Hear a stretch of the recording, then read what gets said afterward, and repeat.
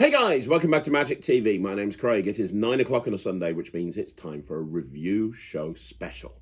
Now, today I'm going to be doing a review show special on Kids Cards by Richard Pinner. Now, Kids Cards is incredible. Kids Cards is 25 years old. So the original Kids Cards got bought out 25 years ago.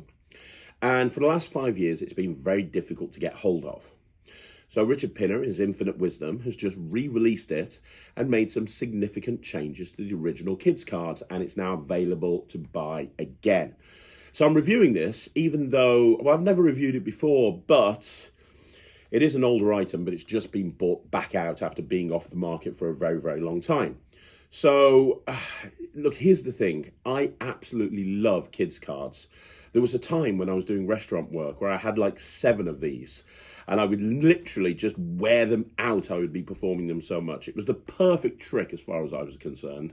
And even now to this day, I do it all the time. And the new deck that's come out is going to open this out to literally hundreds and hundreds and hundreds and thousands of new magicians who might not even know what Kids Cards is.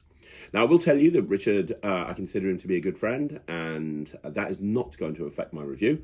I'm going to be 100% honest, but I've been performing this trick so much, I know it inside out, back to front, and left way, sideways. What I did want to do is I wanted to include an interview with Richard. So we're going to roll this interview first of all. It's a chat with me and Richard. We talk about the original Kids Cards. We talk about what his reason was for bringing it back out, what the differences are between the original Kids Cards and the new Kids Cards.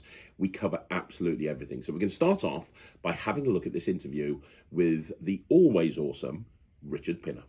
So, like I said, I am here today with an absolute legend in the Magic community. If you haven't seen this man's interview on Magic TV, please do so. He has had the most interesting career, very, very successful at everything he does, and somebody I consider to be a good friend and an amazing creator, a performer. He literally does it all, close-up, stage, you name it, he does it, and he does it better than most people. I am, of course, talking about Richard Pinner.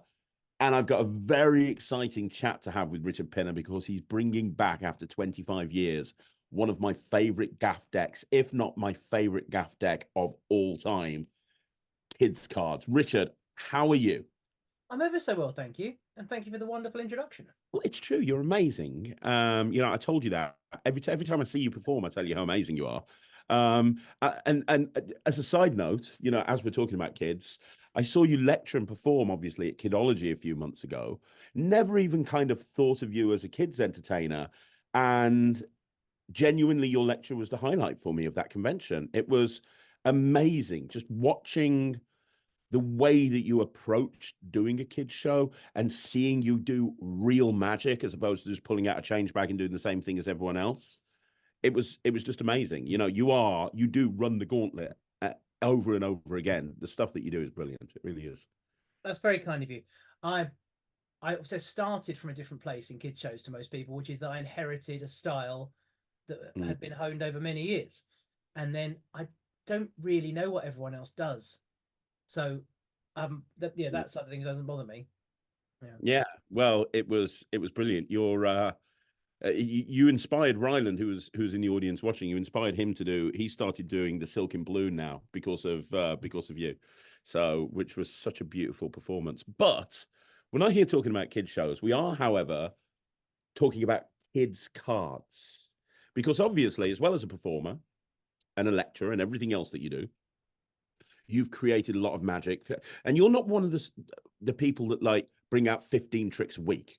Like, I've said this about you before, it's very infrequent because when you bring something out, it's normally something that you've worked it. You only put something out to the magic community when you feel that you've got something that would, like give value to anyone who's bought it. It's not like you're bringing out stuff all of the time. So I know whenever something comes out and it's got your name on it, it's going to be good.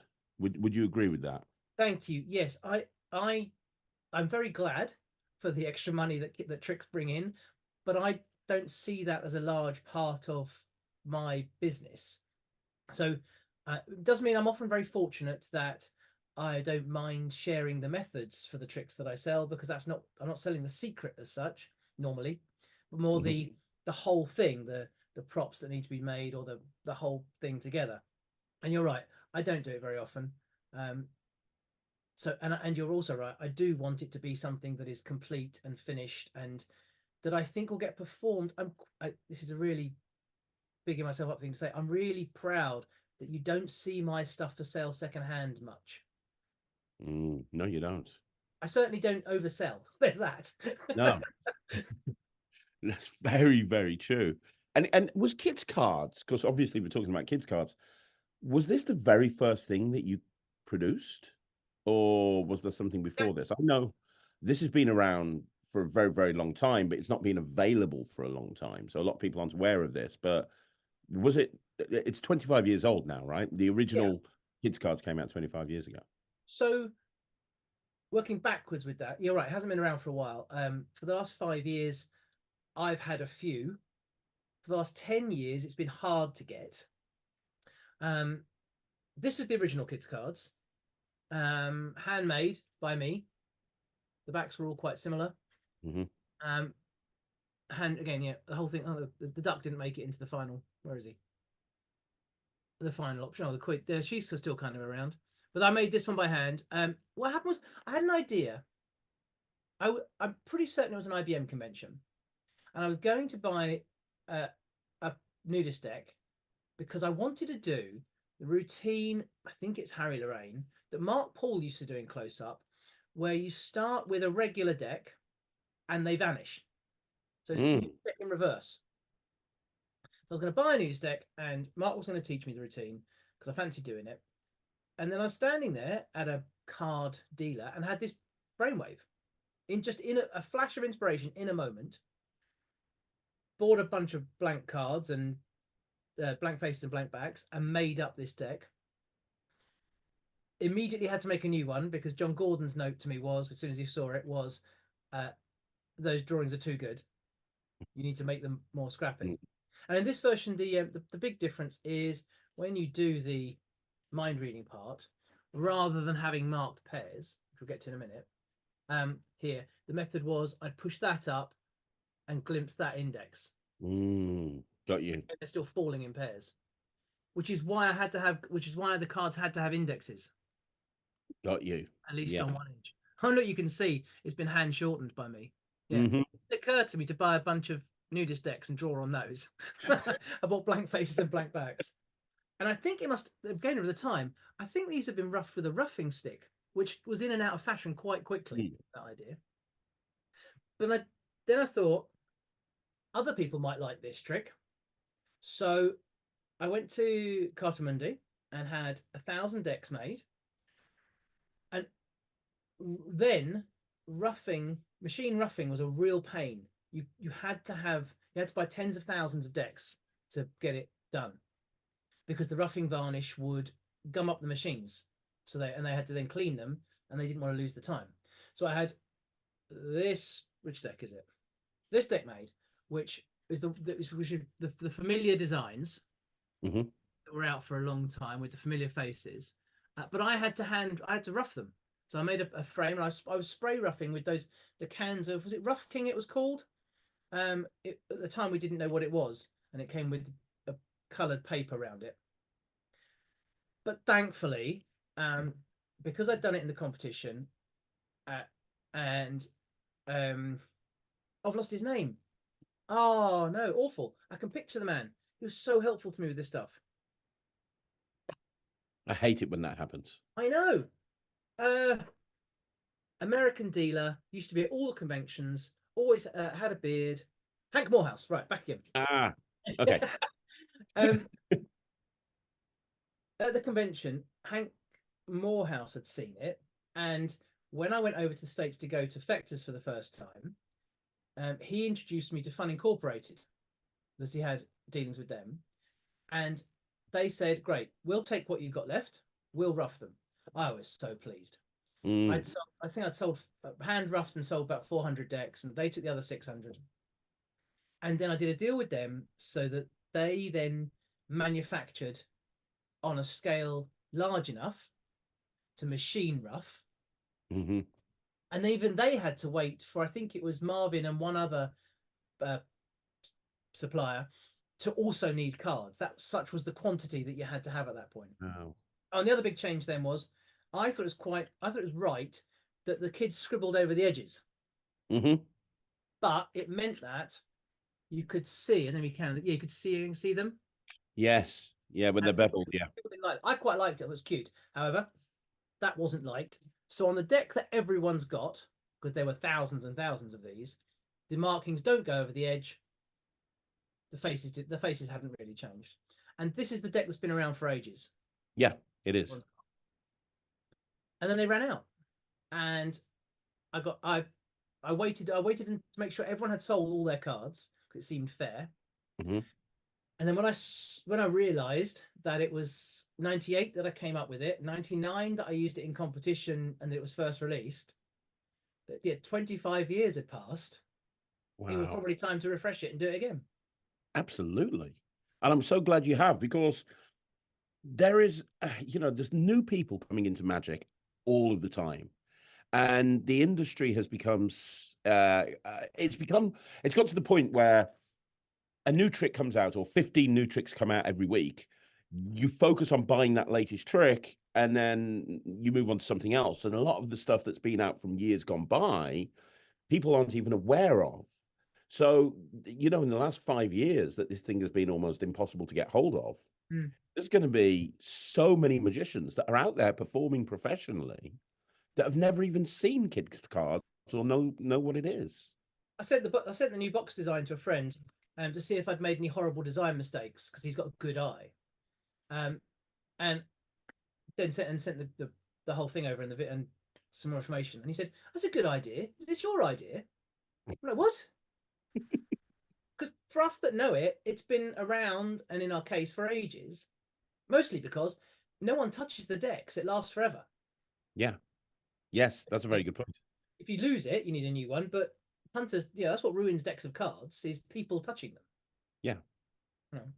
But what I love about this, and you've referenced the nudist deck a couple of times as a source of inspiration.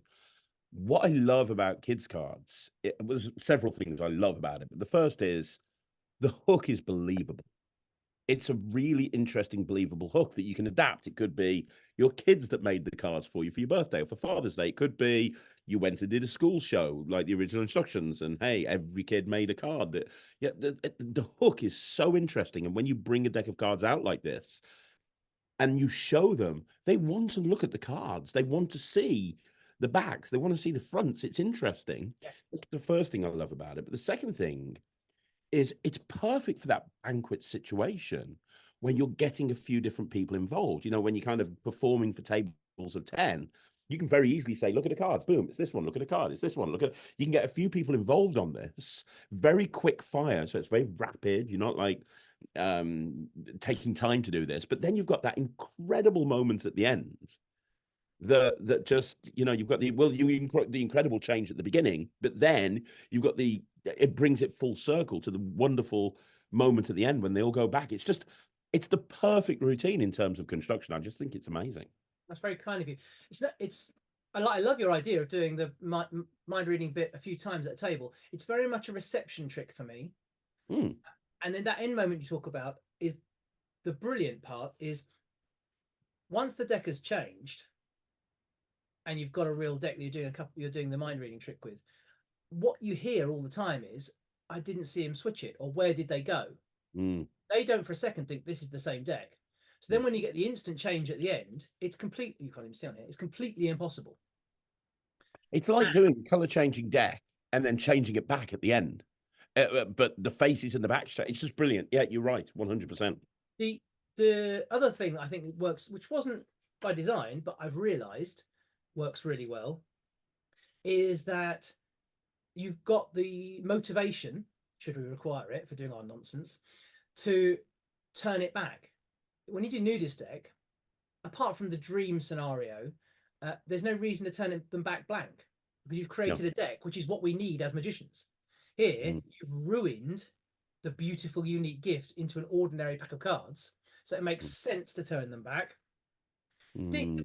The one challenge sometimes, which I'm quite bullish in my performance, so it doesn't bother me, is they want to touch and love this thing.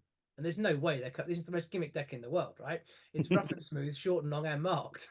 They're not getting their hands on these, so it goes straight away. I But remember that on the Magic Cafe when it first came out. Someone put, "It's such a shame you can't hand them out for examination." Like, are you kidding? Yeah, you could, but then you'd have to do a lot more sleight of hand. absolutely. And what's nice about this is it is so easy to do. Like you could literally be a beginner that's literally been in Magic for a couple of weeks Mm. and be able to do this, which allows you to focus on presentation. It allows you to focus on, the way that you perform Yeah. it. And yeah. The roughing on these new ones is beautiful. It's a really light touch. So not that we need to for this trick, but if it were an invisible deck, you could choose. You know how with a rough deck, it's kind of a Jedi thing. You can choose to separate them. Mhm. You kind of can with these. So you just have to be aware that you're operating a nice roughed deck and want them to stay together when you're doing this move. Yeah. And what was I'd be interested to know, what was the inspiration behind it originally? Because you mentioned the nudist deck, you mentioned Mark Paul, but also you mentioned competitions. Like I wasn't aware this was a competition piece for you. Like what was it created to do in a competition, or was it Um, created to, you know, I wasn't into competitions at all, uh, and I did the Magic Silver Close Up competition to help promote the trick. ah, I thought from his award-winning act would be a help, um, yes, it would. and then put together a competition act. I'd seen enough of them to work out, like passing your test. It's not the same like passing a driving test. You're trying to pass the test, then you can go and learn how to drive. Doing a competition is not the same as doing a table. No. Uh, in fact, there was another trick I created for that act, which I called Odyssey, which was a full deck on the table, but it can be in the hands, cards across, three chosen Oh, wow. cards pass across, which came from Devant's Mental Triangle, which then Billy McComb improved. I think he called it the McComical Triangle. Devant's Mental Triangle was a half deck switch. So you Mm. show a full deck, switch half the deck so they match the other half. Three cards are chosen. Switch the deck back. Now they've vanished from here and they're over here. Right? Ah, okay. What Billy Yeah. McComb did, which was quite clever, was he used double faced cards. So he had a full deck. Now he Mm. had two matching halves. Now they've travelled across. Mm. What I did was take because I wanted to do that trick. I was just improving it for competition, not because I wanted to create a new trick of my own. I put the double facers on the same side, so double-ended cards. Yes. All I had to do is turn it round, and I released this as Odyssey for That's a most great things. idea. That's a really good It's, idea. but it's not an original idea. It turns out, Ah, it, okay. but I didn't know that at the time. So unlike Kids Cards, which we're on the fourth printing of, at Odyssey I had 1,000 decks made, and I've still got 700 because I've never promoted it because it was pointed out to me that it's practically the same as a Simon Aronson effect. I think called it's either Dead Sea or Red Sea Passover. I could look it up, which is a packet trick, but the same method. I remember that packet trick. Yeah, years ago. Years And I and didn't want to have those fights. I know my journey. I know it was a legit creation, but I wasn't first. So I still have it there. People like the trick, but I don't make a fuss about it because I'm not claiming the method. Yeah, I find that can be quite a painful place to be when you come up with a trick, especially when you've produced 1,000 of them and then you find out it wasn't your idea first. um I can attest to that. 100%. Yeah. I remember when I reinvented Alcaran's marked deck do as I do trick, showed it to my father. He told me what it was, and he said, "Yeah, but don't feel too bad. It means you're thinking the right way. It's not your trick, but it is a good trick. Well done." Yeah. That's a very good point. That's very, very true. And you've got to take that pain sometimes, right? And not push forward, be greedy, and not care and be rude is my view. Yeah. You know what? On that subject, I'm very surprised not more people in the last 25 years have taken the concept of having hand-drawn kids cards and use them in a different way, because it is such a really smart idea. And you know, I mean, the only person I can think of is Roddy McGee bought something out about a year ago with hand drawn cards. A No, the completely different. predictions Yeah, the effect. predictions. Yeah.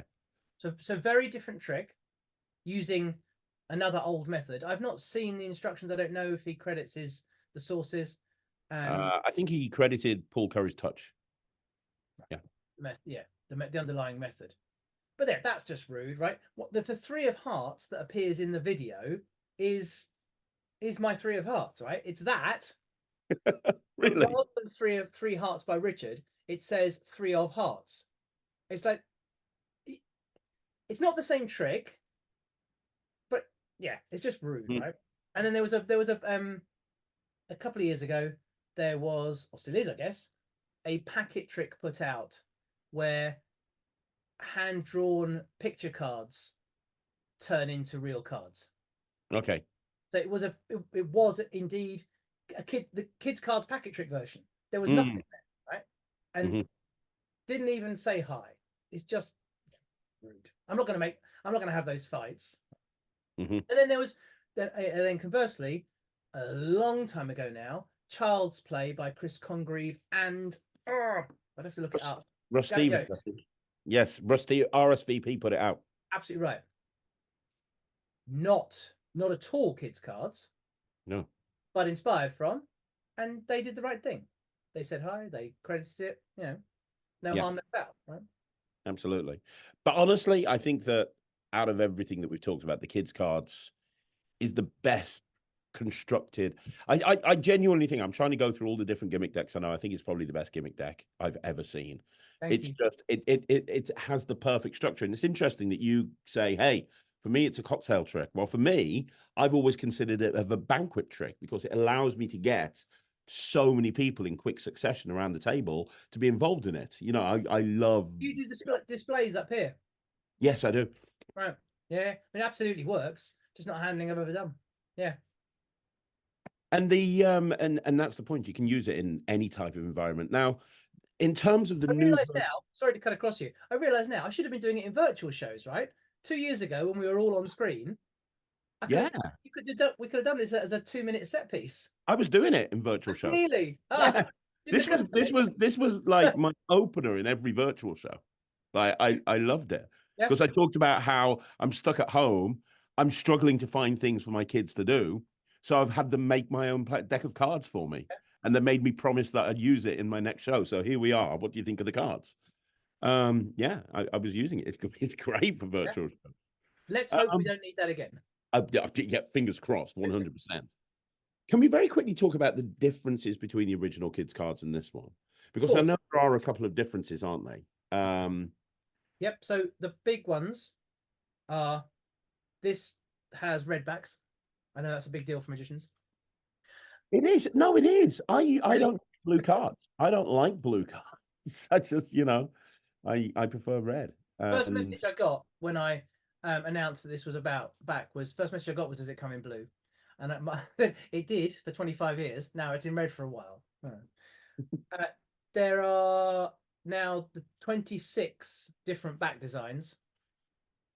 Previously, there were 8 or 9, I forget, that were repeated. I also noticed, by the way, 26 back designs. There's one that's very, very colourful. Yeah, I love that one. I love that one. I really that do. was one of the ones done by elder daughter Matilda, because I let my girls do the new back designs, right? I then edited them Well, and made them work. because when I opened these up, I was like, there's got to be something there. Like before you go into the main kids card routine, showing that all of the cards are all red, forcing the card it's attached to, which is the Queen of Diamonds, and somehow, and then just going through, and one card is now colorful and showing it's the Queen of Diamonds before you go on. I like that. Do you know what? Yeah. It's the only some of them have flashes of blue and a couple of stars, like on the planet one. But Mhm. there's no other card like that. There's no other card that comes close to that. It No. really, it kind of has a. When I looked at it, I immediately thought, oh, this could be a Chicago opener type thing. This could be a very quick. If there's a way to have them think of the Queen of Diamonds, which is a perfect card to verbally force if you wanted to, and then just spread through. Look, one card's colorful. It's the Queen of Diamonds. It's a great lead-in effect to. I saw that and I was like, that's really cool. So Bonus yeah, they're great. Yeah. So loads of different back designs is one of the changes. I spent some time on the card back so that let me grab you an old one. That's the fairy back that I've always used, right? Yes. Which I've never minded, and most people don't mind, because it comes and it goes. We're not pretending to be a bike deck, for example. No. Just what it is. But this has similarities in its layout. Yeah. But I tarted it up a bit, made it a bit smarter. Because this I did on a Flower Power iMac. The design tools available to me at this point were different to now. Mm-hmm. Mm-hmm. And the markings, there you go, are bigger because my eyesight's not as good as it was 25 years ago. Very easy to spot. Very easy to spot. Quite like it as a mark. That's one of the apart from the kids concept, which I think I was first. The other bit that I think I claim is marking them in their roughed pairs. I don't think this and seeing down there 5 of diamonds. Obviously, it's easy with the screen. I don't think that was done before. I've not seen. It should be done as a standard on a nudist deck, I think. It really should. Have blank cards, make them, and then do the same trick, and then blank them again. Yeah, very, very much so. What's the other changes? Another big note I was getting yearly, not very often, was about the language. Not bad language, just some of the cards have words on. That one, for example. Yeah. And his dog Jack was the joke I used to make, and spades. That doesn't work in France or Holland or India. No. But I didn't know this trick was going to sell all around the world. So now there's no language on the cards. And I changed some of the ones I didn't like. Yeah, so Jack of Spades is new. 10 of Spades is new. Yeah. Well, that's nice. Because there were cards I would always put in places that didn't come up much because I just didn't like seeing them. So I was able to change that. That's amazing. I think you included a blank card as well, didn't you? Which I think is a great idea. Yeah, I didn't forget. Yes. This is so that you can make your own. There is no 8 of clubs in the normal deck. You can make your own kids card. Design your own back. Design your own face. That's in case there is something special to your region or to you personally. Or I don't really know the best use for this yet. But I was able to include it, so I thought I'd do that. And then just like you've already had 2 completely different ideas to the way that I do it, everyone else can come up with good ideas. And then we'll find out about them, right?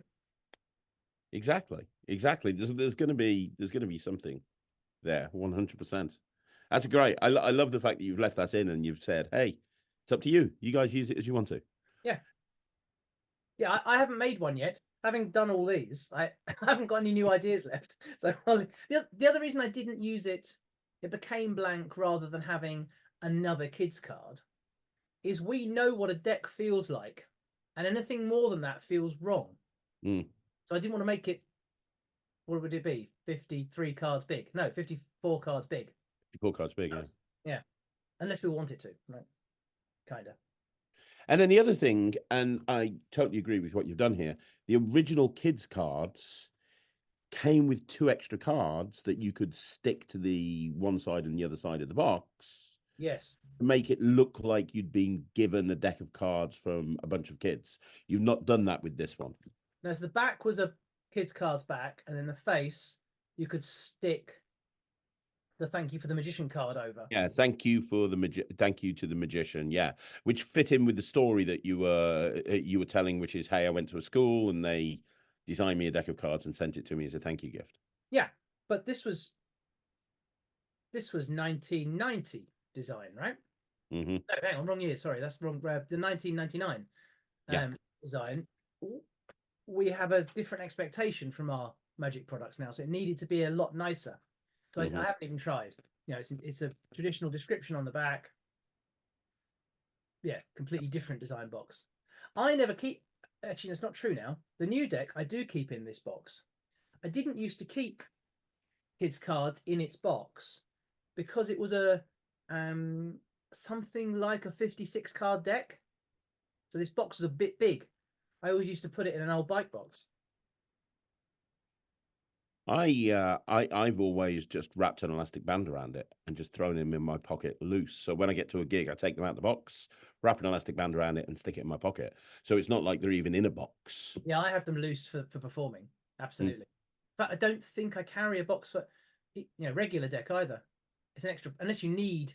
I only do for multiple selection because one of the cards appears in the box. But apart from that, I do card in the box a lot, so I have a box with me for that. But for kids cards, I think it's better if you just bring them out loose because it's like, hey, look at this thing that was made, you know. But yeah, it's perfect, you know. I can't say enough good things about this trick, and I think that it it transcends what I'm trying to say here. There's certain tricks that are designed. There's certain tricks, and you look at them and you go, that would be a great trick to do close up for kids. And there's certain things that you go, oh, that would be a great trick to do close up for a corporate event or a wedding or something like that. Well, that would be more of a restaurant piece or you know, a table of families with kids on it. This is one of these props that will literally work in any environments. You could pull it out at a wedding, you could pull it out at a family restaurant, you could pull it out at a private party, but it would work brilliantly at a corporate event because it's not like it's a kid's trick.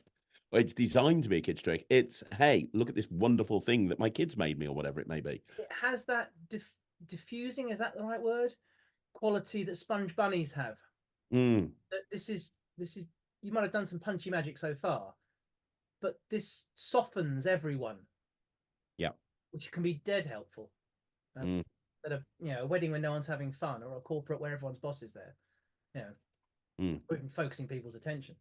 The one I- thing I haven't been able to do, um, we've maintained the charm and the style and everything from the turn of the century. I haven't been able to maintain the price from 25 years ago. that's right. This trick has been 15 quid for 25 years. But what I have done consciously is because I can plan for the future.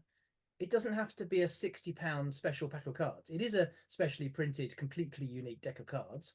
But it means I can keep it at 25 quid. It doesn't need, I'm not being greedy about it, right? We can still share.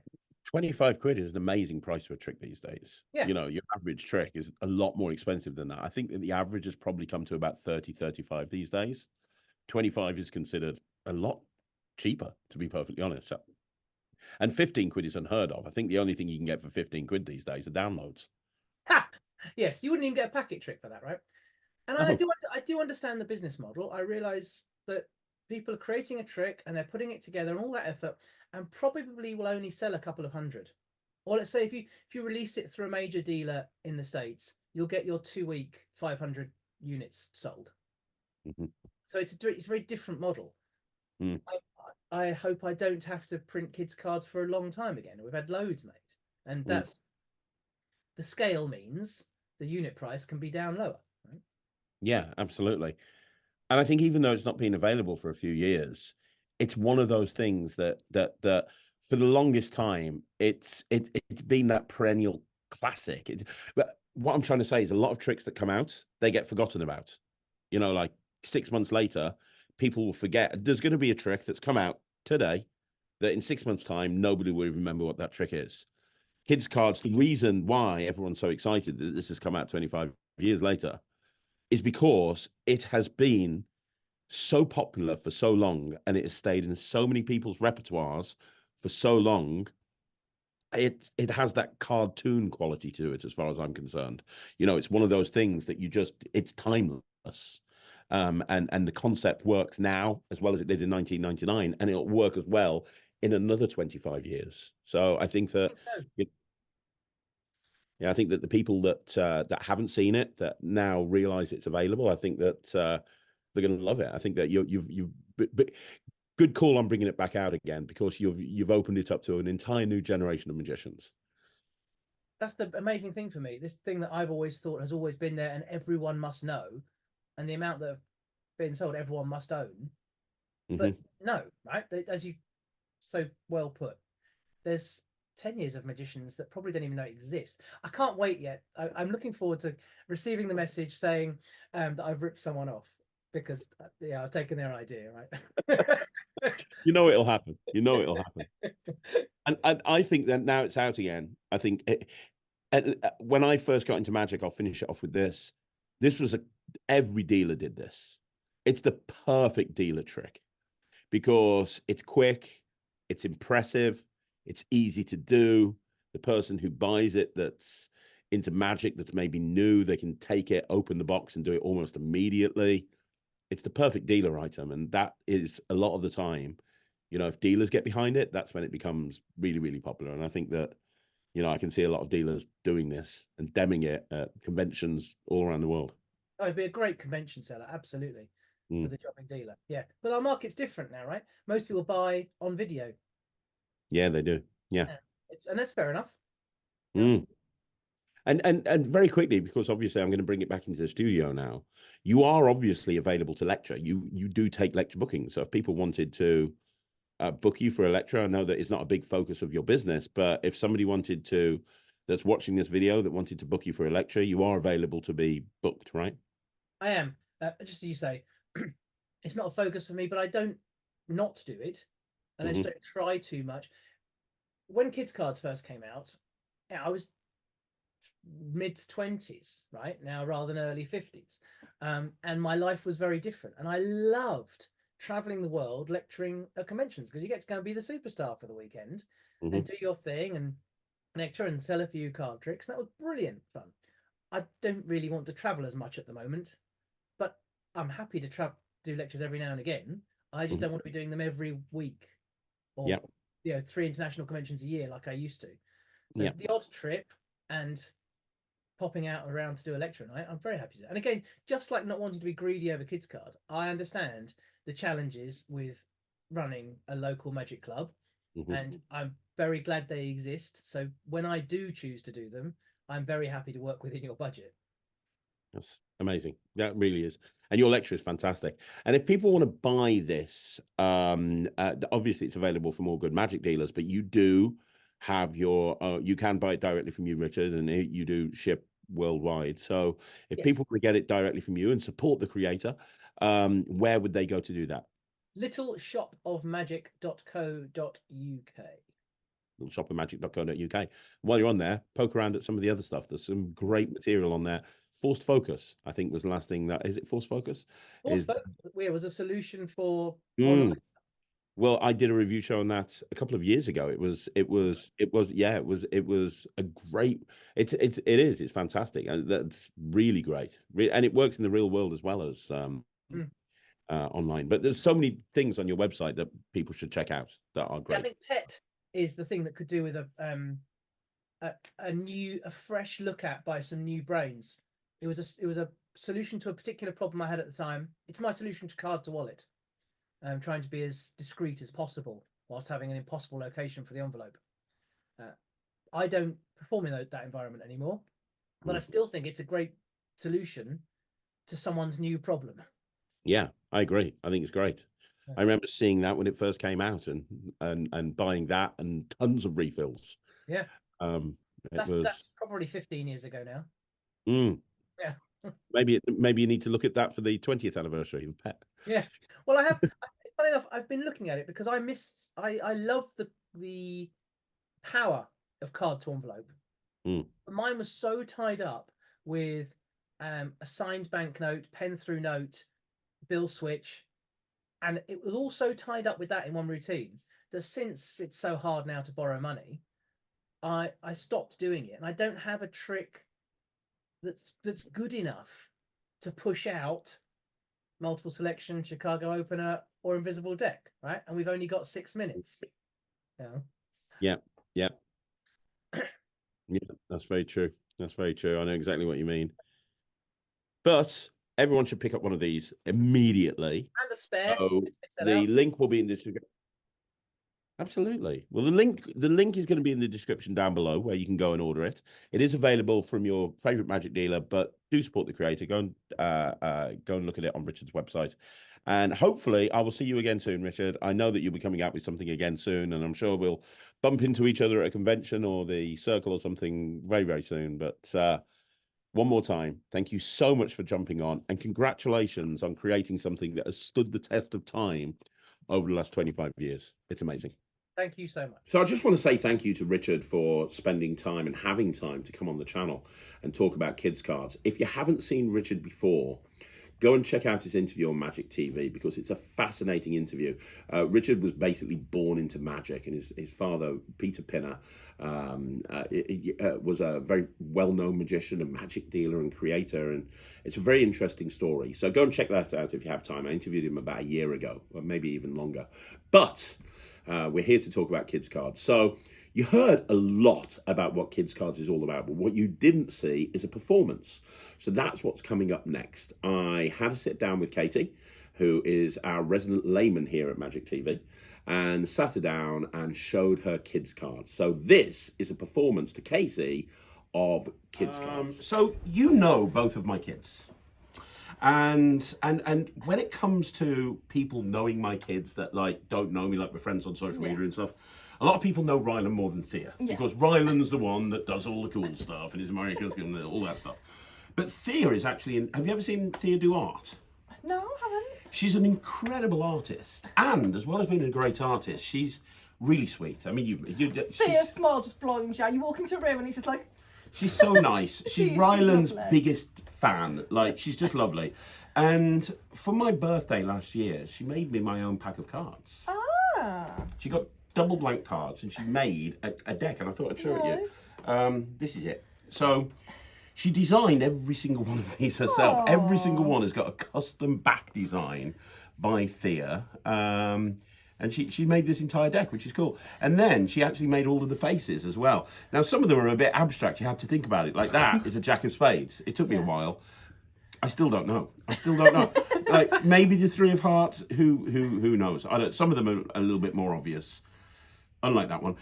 So that King of Diamonds. That's fairly obvious. Queen of Clubs. Some of them are obvious. Some of them really aren't. Do you know what that one is? Three of Spades. Three of Spades, yeah. It takes you a while to get it, but you get it eventually.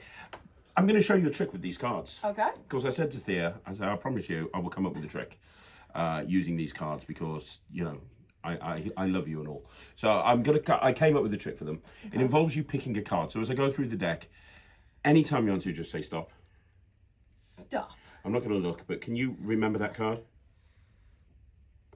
Yeah. Can you, I don't know, it might need some interpretation, but can you have a rough idea of what the card is? Yeah.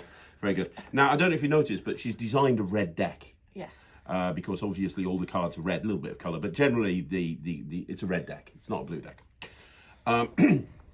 However, Thea loves colours. You know, she really does. Rainbows are her favourite thing. So if I just use the magic words Thea, and I snap my fingers, what will happen is one card will stand out like a rainbow. One card is now coloured in. You picked any card. Yeah. Was your card whatever the hell that is? I'm thinking it's the Queen of Diamonds. I reckon it is, because it's a woman with a crown and it's got diamonds on it. Now that's pretty good, right? Yeah. Now it's a good trick, but the only problem is I can't take these to a gig. I'm a professional magician. I mean, what am I supposed to do? Hi, let me show you a trick with my cards. It's a bit rubbish, really, when you think about it. And it's not. Well, no, it is. It's like cut the cards. What's that? No clue. It's somebody on it's a boat with there's a spade there, and then you realise on the boat there's a little 9. It's like I can't use these in a gig. But she used a lot of imagination. She has used her imagination, but if I use my imagination and I use my magic, I can make the back design maybe a little bit more usable for a corporate show. Thea did not do that. Well, no, that's me using my magic, you see. I've made it a little bit more acceptable to the corporate audience. I can go to a gig, I can take her cards, I can do that, and then if I snap my fingers again, obviously I can get well, it looks a bit better now, doesn't it? Because now I can go through and I can do a normal card trick, and I won't be embarrassed by using her frankly lovely but slightly unprofessional cards. So now I've got this deck of cards. Now we can do an actual card trick, and I'm not going to be embarrassed using them. So I'll tell you, we'll do a mind reading trick. I'll go down through the cards. You just say stop anytime you want to, Katie. Anytime. Stop. Okay. Can you look at that card there? Yeah. You got it. Okay. Concentrate on the card. Remember it. Don't tell me. But say it over and over again. Not out loud, because that's not magic, that's listening. Over and over in your head. 10 of spades, 10 of spades, 10 of spades, 10 of spades, 10 of spades. Yeah, it's called mind reading. Catch up, Katie. Let's try it with you, Michael. I'll go through the deck. Just say stop. Stop. Right there. Can you look at that card? Yeah. Okay. Concentrate on the card. Just think what the colour is. Oh, it's very easy to read. It's a red card. It's a heart, isn't it? Yeah, yeah, it's a heart. It's a look at it. Look, he's smiling. That tells me it's a number card. It's quite a low card. It's a 3 of hearts. It is. Yeah, that's what I thought. Let's do it one more time.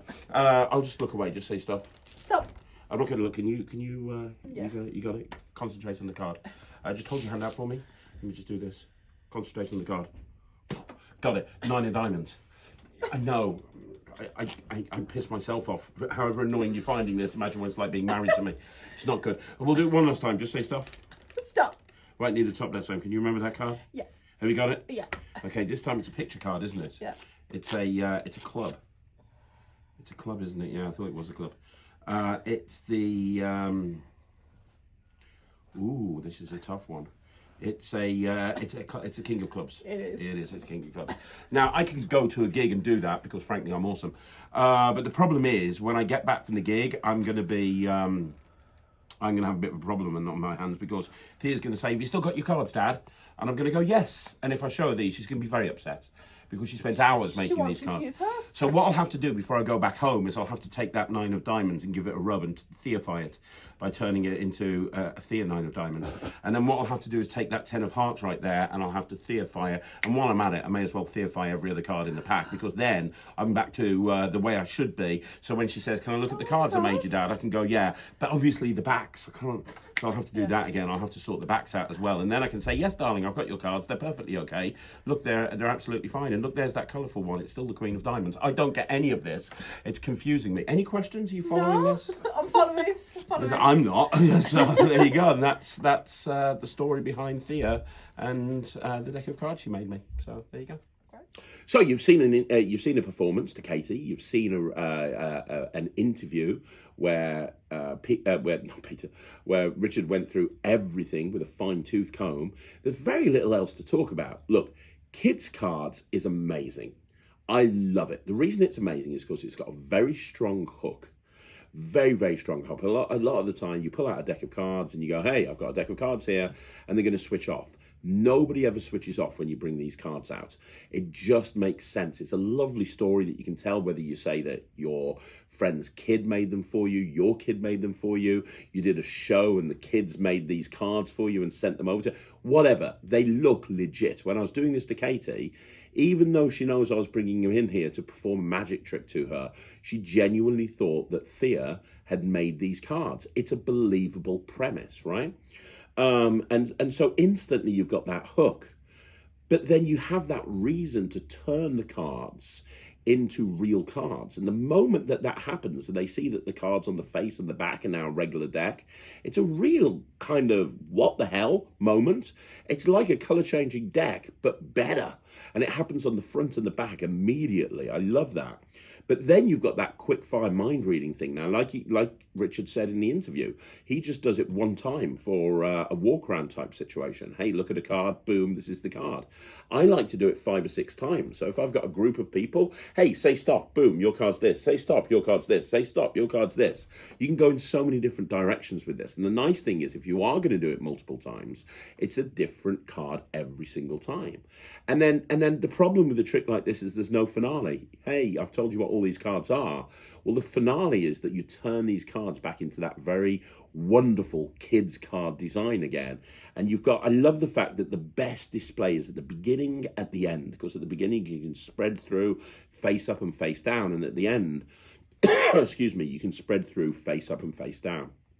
The structure of this routine is about as close to perfect as you're going to get, but it is very, very easy to do. Without giving away how the trick works, although I think a lot of people would know, the trick literally works itself. As long as you can spread a deck of cards and you can dribble through a pack of cards, you can do the trick. It means that you can focus on presentation. There's very few gimmick decks that are as impactful as this is. Think about it. No table required. No angle issues. Instantly reset. Just one deck. Everything is completely self-contained. Very clean displays. Multiple cards selected.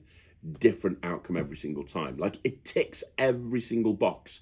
The only box it doesn't tick is the deck isn't examinable. But because at the beginning you're so free because of the displays where you're showing them front and back, and because at the end you're so free and you're showing the cards front and back, it's not something that needs to be examined, really, at least in my opinion, based on performing this for the best part of 25 years. So there's nothing else I can say. This gets my highest recommendation. This gets 100%. It's not very often that you can get a trick, throw it in your close-up case, and you're good to go. And it's even less common that you can have a trick that literally is ready to go, that if you don't do it for a few months, you can pick it up and you can still remember how to do it without wondering what the steps are, because it's so easy to do. I mean, it works close-up, it works walk-around, it works parlour, it even works in a kid show, on stage in a kid show. It works in every environment. It gets 100%. If you've bought kids cards in the past and haven't done it for a while, crack it out and start doing it again, because it is absolutely killer. And if you've never had kids cards and you've never done it before, honestly, buy it. Because even if you think, oh, you know, this is just mental photography deck with colours, with pictures of kids' cards on it, you won't realise just how strong this is until you actually perform it and you see the reactions that you get from it. It gets my highest recommendation. It gets 100%. You can get it directly from Richard at his website, or you can get it from all good magic dealers. But I'm so excited that Kids Kards is back and better than ever before. And both myself and Ryland have picked one up because it is so good. So there you go, guys. That's another review show special in the bag. Thank you once again for joining me this week on Magic TV. If you haven't already done so, the Q&A got uploaded this morning, so make sure you go check out the Q&A. There was a Magic Live that went up at 6 o'clock. And yeah, don't forget, you want to see more videos like this, like the video, subscribe to the channel, leave a comment down below. You want to see something appear on a review show or a review show special, let me know in the comments down below. And if you haven't already joined the Netrix, please do so. It's my online streaming platform. There's hundreds of tricks up there, and we're about to upload another 5 on Monday. That's www.thenetrix.com. I will see you again soon. Thank you so much for watching. My name's Craig from Magic TV.